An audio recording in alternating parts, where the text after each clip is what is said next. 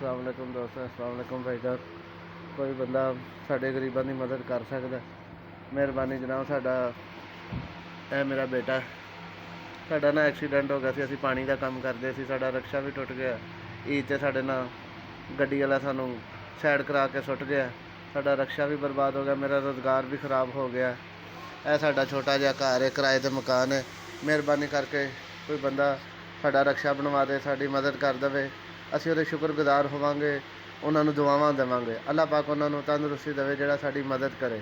ਤੇ ਮੇਰਾ ਕੋਈ ਰੁਜ਼ਗਾਰ ਨਹੀਂ, ਮਿਹਰਬਾਨੀ ਕਰਕੇ ਇਸ ਰੁਜ਼ਗਾਰ ਨੂੰ ਚਲਾਉਣ ਵਾਸਤੇ ਮੇਰੇ 3-4 ਬੱਚੇ ਨੇ, ਇਹ ਕਿਰਾਏ ਦਾ ਮਕਾਨ ਹੈ, ਇਹ ਮੇਰੇ ਘਰ ਦਾ ਸਾਜ਼ੋ ਸਮਾਨ ਹੈ, ਇੱਕ ਪੱਖਾ ਵੇ, ਇਹ ਥੋੜ੍ਹਾ ਜਿਹਾ ਟਰੰਕ ਹੈ, ਇਹ ਇੱਕ ਬਿਸਤਰ ਹੈ, ਬਸ 4-5 ਬੱਚੇ। ਮਿਹਰਬਾਨੀ ਕਰਕੇ ਕੋਈ ਬੰਦਾ ਸਾਡੀ ਮਦਦ ਕਰ ਸਕਦਾ ਤੇ ਕਰਦੇ, ਅਸੀਂ ਉਹਨਾਂ ਦੇ ਸ਼ੁਕਰਗੁਜ਼ਾਰ ਹੋਵਾਂਗੇ।